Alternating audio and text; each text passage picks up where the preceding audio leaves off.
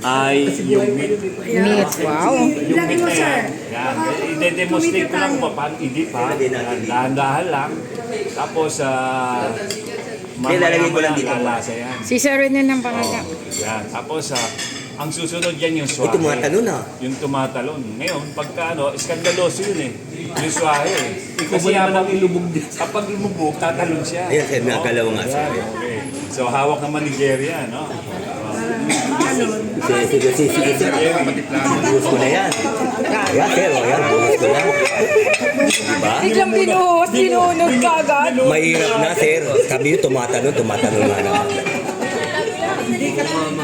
Meron ba? Wala. Meron ba? Sayang yun, mahal yan. Sama yan sa kilo. Nakakalon eh. Ayun o. Lalagay na ba yung gulay?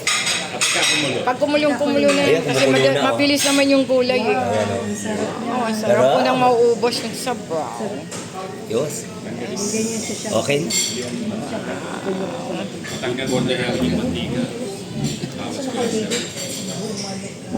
Hindi.